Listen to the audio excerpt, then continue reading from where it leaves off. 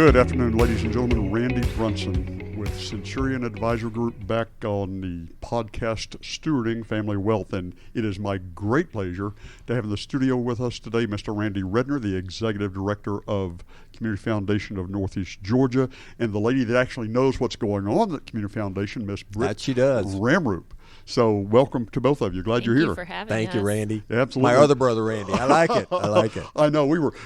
Mike finally stopped us. By the way, Mike and Amanda are behind the scenes over here making sure that this thing actually happens. We just sort of put on these, what do you call these? Headphones, earphones, whatever they're called. Yeah, and sit here in front of the mic and tell stories. But they're making sure this thing happens so well. And we were talking just before Mike said, you guys need to get on the air. All right, how do we touch the world in particular? How do we touch our immediate world right here in Gwinnett County and Northeast Georgia and the counties that we serve, and what tools are available to us? Correct. And Randy, you were talking just now, because what I want to do here in the 20 minutes that we have left, 20 minutes for the show, is I want to talk about some of the things that our listeners can do to have an impact right here in this community in December of 2021. And we will also talk about some of the tax benefits of them doing that. But let's talk about the impact. You mentioned the word resiliency. Correct. Take a minute to talk about that. Yeah, so let me jump into that, Randy. And again, thank you for having us on your show. So the Community Foundation, our job is kind of be at that 30,000, 50,000 foot view in the communities we serve, right? And taking a look at what's going on. So we have this picture of, here was 2019. What was the picture of our community? What did it look like? What was its challenges? Then along comes this thing called the pandemic, right? And just, the world up. And now we're coming, hopefully out of that pandemic. But the short story is, Randy, that the issues that we had, food insecurity, homelessness, other issues in the community that we had in 2019 are now even bigger coming out of the pandemic. It is not over by any stretch of the imagination, and we've got to dig into that work. And as we've dug into that work with the nonprofit community and take a look at the sectors, workforce development, affordable housing, all of that, and working with families, we're hearing a lot of the term called resiliency. How do we build resiliency into these families that they were pretty knocked down in 2019? They got slammed to the ground in 2020. Right, and where your family, my family, Britt's family, we were taught, and resiliency was built into us by our parents and by our grandparents, where, the wind blows a little bit in your life and, okay, got the car breakdown, I got a little sickness, I do things and I'm fine. These families get, hammered, and they've gotten doubly hammered through the pandemic. How do we not only help them get back up on their feet, but how do we start to build resiliency into them? Because in 2022 and in 2023, something's going to happen in their lives. So we're trying to work to help make that happen. So many families, and you're right. I will tell you what we've experienced, and I will tell you, I believe that I live in a bubble. I mean, we have just incredibly woniful client and base. Britt's got a story for you about one of those families. So, but you finish your point and flip true. it to I've thought Britt. about that. Why do Teresa and I? Why have Teresa and I been given? My wife's name is Teresa. Why have we been given the life that we have been given? And it's not first, last, and foremost for our own benefit. It is so that we can take all that we have been given, talent, time, talent, and treasure. Correct. Yep. And use it to touch and impact the world. But you were talking about resiliency. So there are many households, many families that live at the margin, or so close to the margin, that if they're 5 minutes late for work, they get fired. If the car breaks, anything happens, it completely, their world entirely comes apart. You're talking about resiliency. It brought to mind the story of my grandfather. Now, we were talking earlier, and your dad's a World War II veteran, right? Correct. Okay. Well, and you and I are the same generation. In my case, it was my grandfather. But here's just to connect the dots there a little bit more. He was in his 30s when he was called up. He was born in 1913. He was in his 30s, married with 3 children. Wow. And he was called up. He was in his early 30s at that point, about 30 years old, Fort Lewis, and then to the Philippines. Wow. Okay. And my mother was 10 years old when he went off to war. And so it's on my mother's side. I'm the oldest grandchild. So there's only 40 years between us. Right. So that's sort of the chronology there. But he comes home from the war, 3 kids at home. The middle child, the older boy, his name was Harvey, was sick. And it's not, he stubbed his toe. Right. It was malaria, it was yellow fever, something that was, okay. Anyway, and Harvey died in 1953 when he was 15 years old, okay? All right. But I remember my grandpa telling this story, all right? And by God's grace, I was in my 40s before he passed, okay. All right? And so as a young boy, I got to spend a lot of time with him. It was just an incredible gift to be able to spend time with him. But I remember him telling the story that he comes home, they buy a farmhouse and 40 acres, and he goes to work in Tulsa, shift work for a company. And at the time, Harvey was sick, and Grandpa said that it took every dollar of his paycheck to buy medicine for Harvey. He said Harvey's medicine cost more than his entire paycheck, and then he worked Saturdays at the local grain elevator, and he would leave there, and the guy that Harvey Powers that owned the elevator would send him home with some of the grain, and that's what they made their bread with. Oh, wow. Those kind of things until Harvey's dead. And so you hear these stories, and then I knew him and got to hang out with him, and he taught the list of things he taught me is just right. How to handle a 22, how to use power tools, how to the important stuff, how to churn ice cream. And you got taught all of that, right? Yeah. And so you watch this. That's how one of the ways I learned resiliency. He can do that? Yep. Okay. Got it. I can do anything. Yeah, I can get around this. I can get over this. I can survive this. Right. But there are people that don't know. They don't even know who their parents are, let alone who their grandparents are. Right. Those kind of things. So we learned that. So, all right. So we've watched in our world. We have watched over the last 3 to 5 years. Those with assets have done extraordinarily well.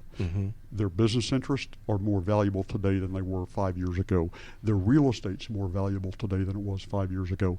Their investment portfolio is larger than it was 5 years ago. Just the growth of financial statements has been significant. Okay? So many of our listeners fall in this category. You guys know them. You work with them. They're fund holders, so on and so forth. And yet, at the other end of the spectrum, there are thousands of households right here in Gwinnett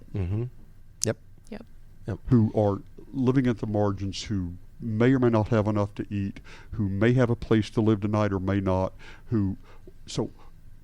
Let's talk about what help they need, and then let's talk about some of the tools that we can use to give that help. So what are some of the stories that you've heard about the help that people need? I'm going to let Britt jump on one of the stories, and especially around the power of the dinner table, which is, anyways, when I first heard that, I had to think about it, and then it makes a lot of sense. Then it does make a lot of sense. If you had the dinner table, you probably have resiliency, and if you didn't have the dinner table, you probably don't. I mean, it's that simple. When you came together in the evening, did you have family dinner? Did you sit around and talk about your day? Did you learn about what was going on in your parents' days? Even if it was the stressful, coming home and talking about, oh, my boss made me do that. You had those conversations. You probably talked about savings accounts and why you would open a savings account. You had a place to talk about the issues of the day, of what was going on in your community. There are many in our community that never had the dinner table. There weren't family dinners. You didn't have anybody to ask the simple question of why would I go to a bank? What do I do at a bank? Do I open a checking account or a savings account? I don't know. I'll just pay cash for everything. Because they didn't have that. Or if they didn't go to school, they didn't go to college. It could be those first generation students looking at, for us, that was probably a daily conversation. You graduate high school, what's next? You go to college. Right. That's that just became the part of it. The family expectation. That's what happens. Right. Talk about that one story, my tennis shoe story. The tennis shoe story. Yeah, I heard this one yesterday from one of the nonprofits that we work with here in Gwinnett. There was a Hope Through Soap. Hope Through Soap. A mobile nonprofit that brings showers to our homeless. Think about that. And they have just actually launched a new program called Thrive by Hope. Wow. Or Thrive Through Hope, one of those. I'm sorry, I don't know the actual name. But they're now working with the young adult homeless population because they have discovered that's a huge issue. This young man, the story that I was told yesterday, hadn't been to school in 4 weeks. and the counselors couldn't track him down. They didn't know why. When they were able to finally get a hold of him, he hadn't been to school because of his shoes. Because he was wearing size 9 shoes, and he actually needed size 12. And his feet were so sore that he couldn't get to school.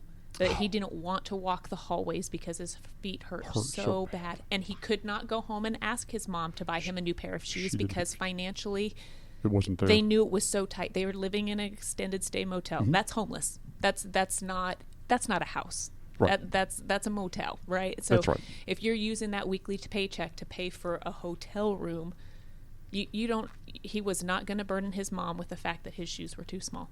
Wow. And that is why he hadn't been to school. So not only were they struggling financially, he's now struggling educationally. And this organization has come alongside. They bought him 3 pairs of shoes, and they have made a deal with him that he's going to come into their tutoring program, and they're going to help get him caught up from the weeks of school that he has missed.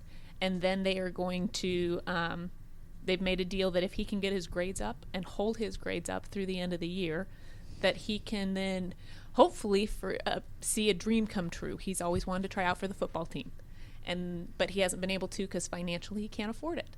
So they said, if you can get your grades up, if you can keep them up, you go out and you try out for that football team next year, and you make the team, and we'll pay those costs for you. Wow. So they're coming alongside the young ones too. And again, this is all going to work together, right, as the community. So they're working with the young adults, but in turn, they're going to end up working with his mother too. So then it's helping an entire family get someplace else and hopefully take that next step and start talking about resiliency and what are those things that we can work towards. Good. And there's so many needs like that, because you were talking about resiliency and the dinner table and some things like this, and I don't remember lots of conversations around the dinner table, but I remember I've thought about this a lot. I've written about it some, but growing up, my life was very structured. Okay, I did not play sports. I can't jump. Whatever.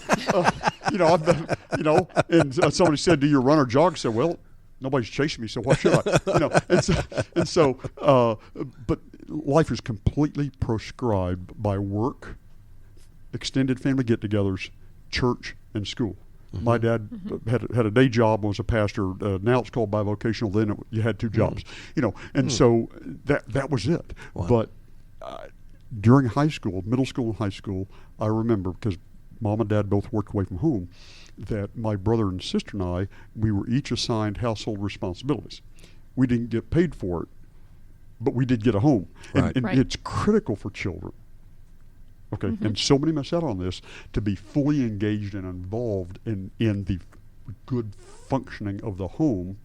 If you outsource everything, they don't learn anything except they take up space. Right. Anyway, I'm off the subject, but somebody had to clean the house, somebody had to prepare the meals, and then somebody had to take care of the outside. Mom and Dad always kept a garden, and I chose the outside, but all 3 of us had responsibilities from the time school got home and we got home from school until Mom and Dad got home from work, and then we did eat together.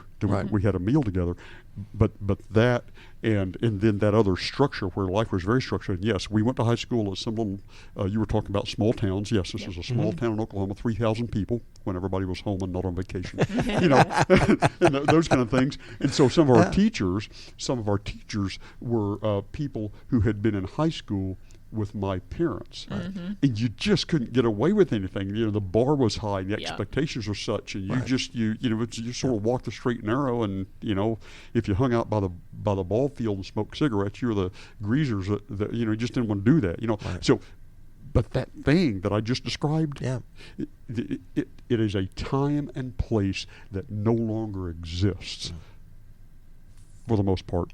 And specifically does not exist in this situation like you were talking about, where there's a single mom with a high schooler in the home, and they live at the margins, and there isn't anything. So how do we build resiliency in those families? Get them back on their feet and then build that resiliency forward. In fact, the podcast that we just did with Mike and Amanda was Resilient Gwinnett, which is a whole brand new nonprofit doing some work around building resiliency in our families. But here, with your audience, Randy, we need their help, right? we're trying to connect the assets and the hearts of families that you work with on stewarding their family wealth and connect them to the challenges that we have today, right? So there's so many opportunities. There's giving the homeless something as simple as making sure the homeless have an opportunity to take a shower, to buy tennis shoes for those that desperately need them, to on and on and on. The place at the special needs school, all kinds of stuff. Correct. So the question is, how do those of us that have been given, to whom much is given, much is expected and required? Correct. You with me on that? Yeah, I am Absolutely. way with you on that one. All right, let's with you on that. All right, let's Yes, right. agree. Let's agree Yes. that with that comes Yep. significant responsibility. Correct. So how do we take what we've been given? Let's talk about some of the tools we have in hand to give and to make a difference. And just before we went on the air, Britt started singing a song about appreciated securities. Would you sing that for us again? Nope. Now we're live. You don't get that one. So appreciated securities. Most of our listeners are going to know what that is. Right. Yeah. Okay, but let's say, for example, that I'll use Tesla stock. Okay, so let's say you bought Tesla stock 15 years ago at $45 a share. Right. Okay, Yep. and it's bumping around somewhere around $1,000 a share right now. Right. Okay. Yep. And if you bought 1,000 shares 10 or 12 years ago at $40 a share. Right. Okay. Yep. Um, So let's talk about a real life family for us, and Okay. and it's Ray and Kathy, right? Because this conversation happened with them in a conference room with their financial advisor. They have no children, right? They're both retired now. Theirs was Apple stock. that they Okay, bought there you go. years That's a ago, great one. Apple right? stock, Tesla Yep, stock. exactly, Yep. exactly. Same thing. Significant assets. They cannot spend Yep. the assets they have, right? Absolutely. And their financial advisor, because the thing today, one of the things that we're seeing, Randy, is give while you live. Yes. Right. It is no longer about the Rockefellers and the Fords and that to build a foundation for future generations. This generation, the greatest generation, ever, right, wants to give while they live, right? So we were working with families to do that. So with Ray and Kathy, and you remember this because you worked so well with them, Britt, was okay, they can set a fund up at the community foundation. They can donate those appreciated assets of the Apple stock in there. No capital gains, zero. Correct. Ray looked at us and said, "Is this legal?" Right? Yes, it is. Yes, it is. Exactly. Yes, it Is this legal? Yes, it is. And then they put those funds in there, right? Boom. We sell it, put those money in there. While we have it, we invested, or in this particular situation, their financial advisor still invests this money for us inside their fund, which Correct. grows tax-free while it's sitting in there, so they have more money to give away, right? And then along comes Brett, and she can tell you a great story about Ray and Kathy about how she engaged them to give that money away because they didn't know what to do with it. Right, because often they don't know. So let's go Yeah. back and talk about the specific thing, because Sure. all of us know this, but not everybody knows this. So this couple had Apple stock, and we know some of our people have Apple Yep. stock. So let's take Apple stock. So they have Apple stock, and the unrealized gain. Let's call Correct. it unrealized capital gain. Yep. It's the difference between what they paid Bought for and what its it's worth current market today. value, what Yeah. it's worth today. Yeah. And so let's say that you got Apple stock that has unrealized gain of 100,000 or 200,000 or $500,000. I've seen all these. Yeah. In, Right. in portfolios. Yep. So on and so Yep. forth. Yep. So what these people did, what our clients have done, what listeners can do, is they can give the shares. They don't sell the shares and then give them money. Don't do that. Don't do that. Don't do that. Don't do But that. what you literally do is you do a transfer of shares. Correct. You transfer the shares. You are donating those shares to the community foundation. You're donating the 'Cause shares. we are a 501c3. So the Bingo. community foundation is a 501c3, and per the Internal Revenue Code, an entity that has 501c3 status they're designed to receive gifts that for the giver are a tax deductible donation, right? Correct. So the Community Foundation is a 501c3 organization, so anyone that gives appreciated securities, don't sell the Apple stock or whatever it is you have. You transfer shares. Right. Your financial don't advisor write a knows check how to to do us. this. Yeah. You and Britt and your people, you know how to receive this. You've got all the accounts set up. Yep. And so operationally, it's an institution to institution or custodian to custodian transfer of the shares themselves. So when they are received by you, with the Community Foundation being a 501c3, right? Correct. Then what the givers or the donors are doing is they are giving away all of the appreciation. Correct. Okay, they're giving away all of the appreciation. Yep. And as long as they have held that Apple stock for more than a year, and most people have, okay, then when the Community Foundation is going to send them in January or early February, you're going to send them a tax statement for their tax return, right? Right. Yep. Yeah. And it's going to be that charitable tax statement is going to reflect the market value of the Apple stock. Slightly different than that. I'll let Britt. She loves this one. So our receipt to them. Our so to receipt speak. to them would be that it was Apple stock and how many shares and what day we received it. Then you as the donor and your CPA. We know how to do it. Yeah, the high, low, then and all figure that kind out- of fun stuff. Oh, You yeah. know, we're down Oh, yeah. in the weeds now. This Yeah. is good. Okay. But I love it. But you got it. Well, but no, we know how to do that. We have Correct. guidelines internally, Yes. and the way we do it is we track this. So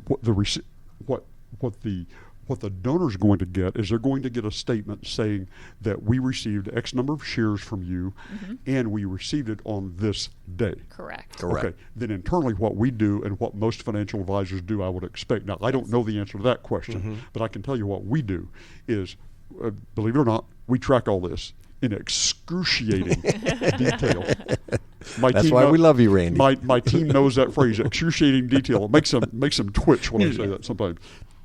Read the fabulous document. Yeah. And so, but that's what we do is, and the regs are that the value of the gift is the closing price of that stock on the day it was received. And so what you tell us, here's how many shares we received, here's the day we received it, and then we have all our guidelines in writing for what we do with it and how we communicate to the client and get it to their CPA and their tax people for these purposes.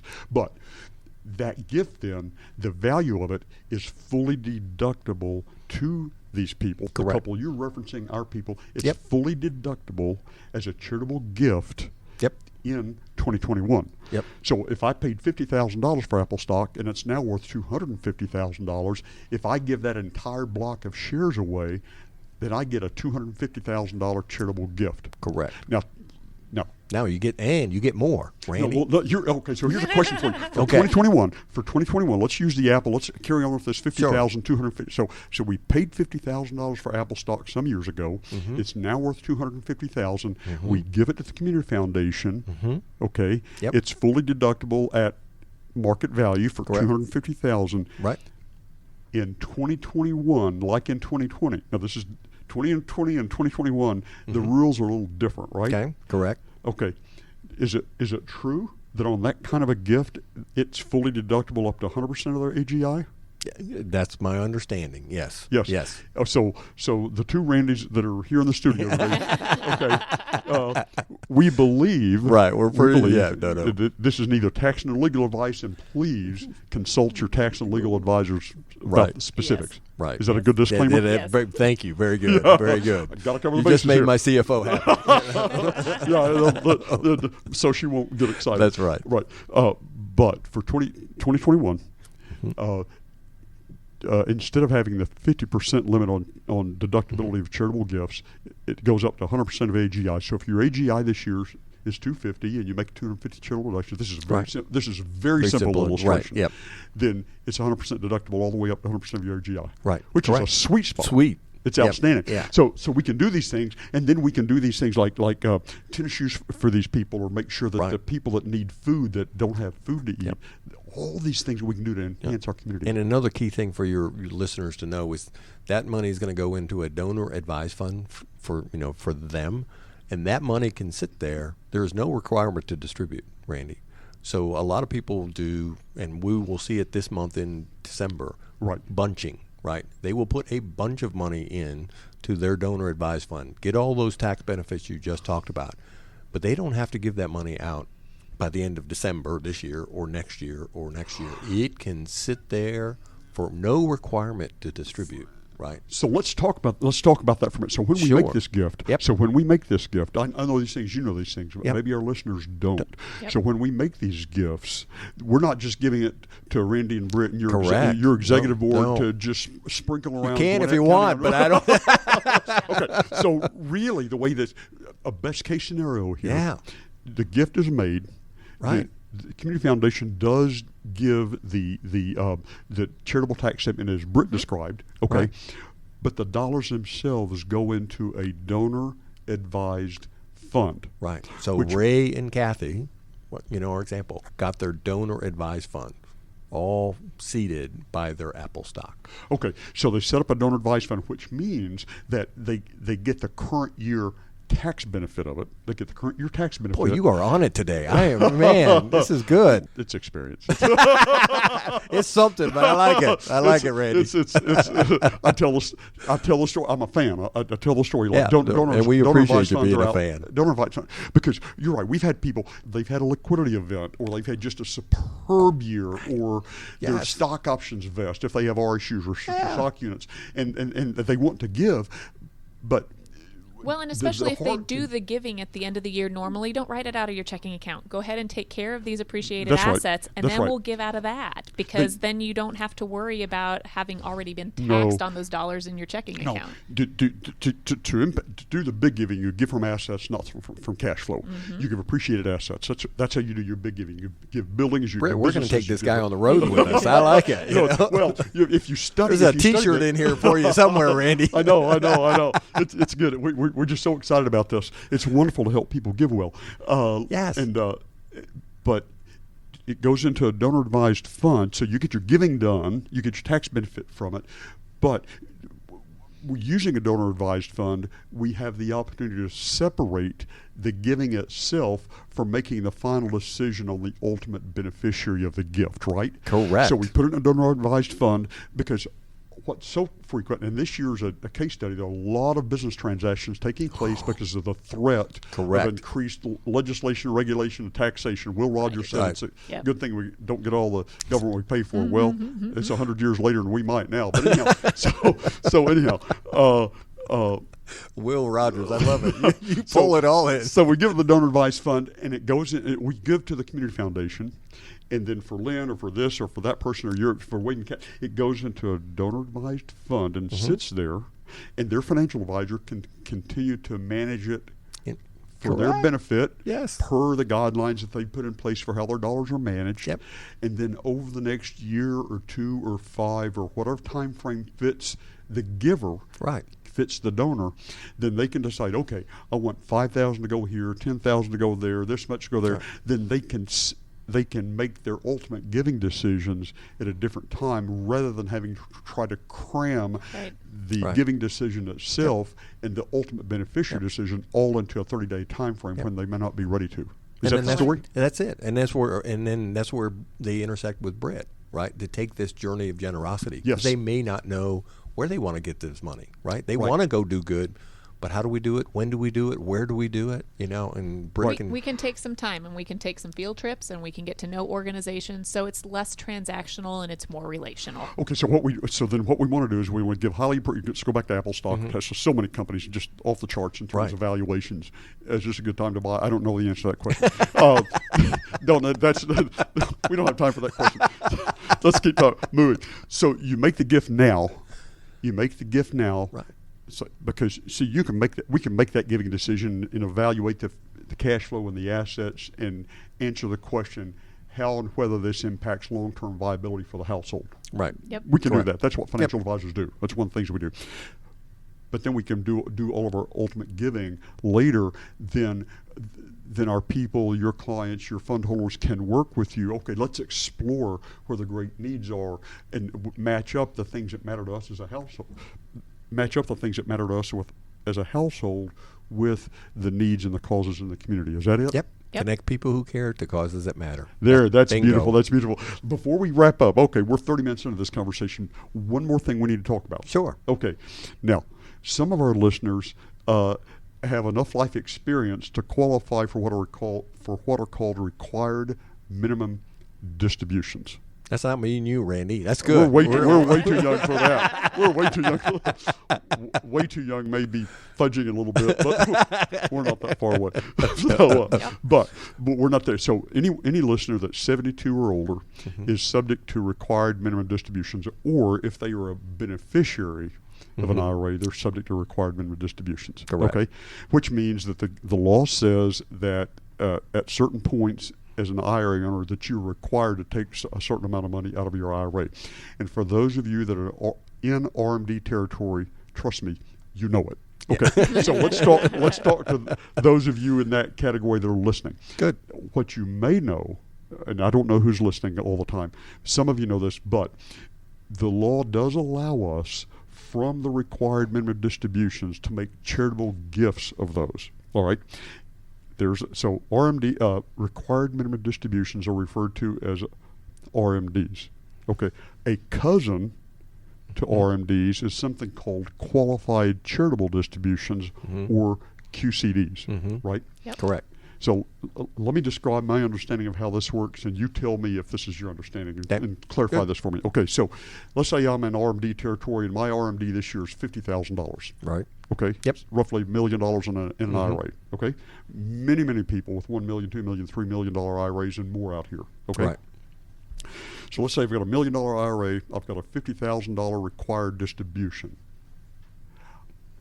There are three things we found that you can do with that required distribution. You can take it in cash and spend it on, whatever. Right. Okay. Yep. You can transfer it and to pay taxes on it when you do that. Right? Yep. Correct. Right. Yep. Or you can transfer it to a taxable investment account. But if you take it in cash, either personally to your checking account, or you transfer it to an investment account, in both of those scenarios, it is a taxable distribution and part of your taxable income for the year. Correct. Right? Yep. So Bingo. you have the opportunity to pay taxes on it, and it is part of your adjusted gross income. Correct. Yes. All right. Now, why is it a big deal if it's a part of your adjusted gross income? Well, if you're 72, you're probably also drawing Social Security. Right. All right.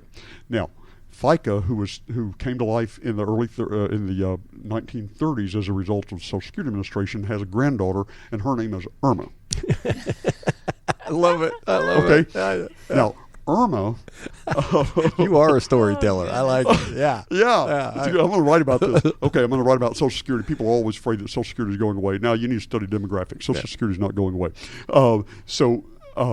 But here's Irma. Okay, Medicare premiums are means tested, meaning that the higher your income year by year in your Social Security years, the higher your income, the higher your Medicare premiums. Okay, people think that the basic Medicare premium Part B is $150. We have clients that pay $750 per month per person in Medicare Part B premiums. Now you're teaching me something I don't know. Now I'm getting scared about retiring. Okay, so you have fund holders, and we have clients who, because they have had decades of great financial habits, okay, have more income in retirement than they did while they were working. We have people with income from a variety of sources who have income in their 70s that's well into six figures. Wow. Okay, Wow. So when you take an RMD as a taxable distribution, it increases your AGI, which has the opportunity of increasing your Medicare Part B premiums. Okay.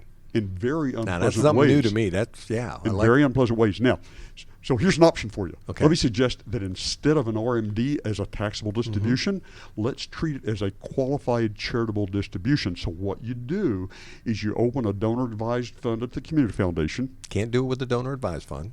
Okay. Yep. So let's help him out, Brett. Now you got to bail him out. Bail him out. He just went one bridge too far, right? If we're receiving the RMDs, you're right. You cannot do that. But I figure this is a good way to segue on. you You cannot do that. So tell us how this works. So we have two options at the Community Foundation for the RMDs that come over to us. We have a designated fund or a field of interest fund.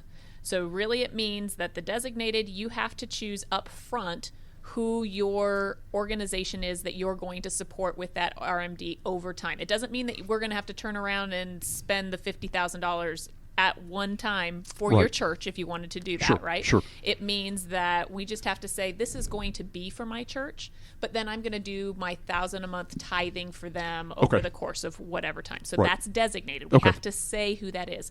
Field of interest would just be, I want to support early childhood education. Okay. And we could put that down as that RMD comes in, and then you have to, out of that specific fund, give to organizations that work in early childhood education. So we have to tag it just a little bit more than a donor advised fund. We don't have as much flexibility. You're right. So the QCD itself, qualified charitable, but what a QCD is, it is a way, by law, you can take up to the RMD amount, or you can take the RMD amount, and transfer it directly to the community foundation. Isn't the cap 100,000? Yeah, the cap's 100. The cap's. Thank you for the. Yeah, the cap's 100. Yeah, up to 100,000 a year. Right. You cannot do this for over 100,000 with a QCD, but it cannot go to a donor advised fund. The law does not allow but operationally, what it looks like is the RMD amount. If you want to limit it to the RMD up to a max of 100,000, instead of any of us taking that as a taxable distribution, we can send it to the community foundation. It goes to the community foundation. It must be an institution to institution transfer. So if your fund holder, if it's one of the big Wall Street firms, it's one of the discount brokers, if they're working with an independent advisor, wherever those people hold the assets, bank, brokerage firm, insurance company, wherever it is, it has to come directly from the financial institution to the community foundation. Right? Yes. And don't let it show up in the mailbox. It cannot stop by the distribution check cannot be made payable to the IRA owner, and this gift, in order to qualify as a QCD, cannot come from a check from the IRA owner's personal account. That is not a QCD. Right. It's got to be a custodian to custodian, what we call a custodian to custodian transfer. Yes. Okay, but you've got all the operational elements in place for that. Then from a tax standpoint, you're right. It cannot go into a donor advised fund. That messes with the code. That doesn't work. But you've created a couple of other vehicles that do comply with the code that allow people to express some directed interest in what they support. Correct. You got it, Randy. Look at that. You're going to get case, another T-shirt. Yeah, that QCD. And there's more. There's more. There's more. You know that guy, he died recently, those late night commercials. Wait, there's more. Well, that's right. He died recently, but he made millions. There's knives. Wait, there's more. It'll slice down this building. So, anyhow, but the QCDs do not cross the tax return. Right? Correct. They do not show up on the tax return. They do not increase AGI. So a QCD satisfies your RMD obligation, satisfies your charitable intent, makes a huge difference in the community, and does not increase your adjusted gross income. Right. Such a deal. Third time's the charm. Yes. Okay, look, we're 40 minutes into this. We're probably burning through the attention span of our listeners. Let's wrap this up. Brett, any last words? No, come to the Community Foundation, though, because then, the other benefit of this is that then we help get you connected. So that's my day job, is to really work with all of our fund holders to make sure that they know what the options are out there. Okay, so how do listeners find the Community Foundation of Northeast Georgia? If they want to reach out to you, want to connect the dots, want to have a conversation, certainly they can reach out to us, CenturionAG.com, or text or call me at 678-478-5781. But outside of that, how do they reach you and your team? You want to go for that, Brett? Randy's cell phone. No, so our website, and again, like you're saying, Randy, certainly we would want to do business with your listeners, but if they just have a question and they just need help and they need some guidance and they want to go help that kid with the tennis shoes, we'll make that happen, because that's who we are and that's the heartbeat of what we are. But just check it out on our website, which is www.cfneg.org. Or my cell phone number is 404-273-1292. And I love calls or text messages that said, I want to go help somebody. So let's go do Sweet. that. And follow us on social media, on Facebook. And this year you'll also see our CFNEG Wish Book. So put together with a lot of Cool. organizations that we work very, very closely with and come with the stamp of approval. Their wish list has been put together into a book, and you'll see that here probably within the next week or so on social media. Good. Randy, Britt, you guys have been just phenomenal guests. Thank you so much for joining us. We're excited about what you do, the way you invest your lives, the way you serve others. It's so exciting to have you. We're so grateful for you. We really are. Welcome. I know you've been here 15 years, but welcome to Georgia, Britt. We're thrilled to have you with us. Got to wrap this up. This is Randy Brunson with Centurion Advisory Group on the Stewarding Family Wealth podcast, brought to you by the incredible team of Mike and Amanda at Gwinnett Business RadioX. Y'all have a great day.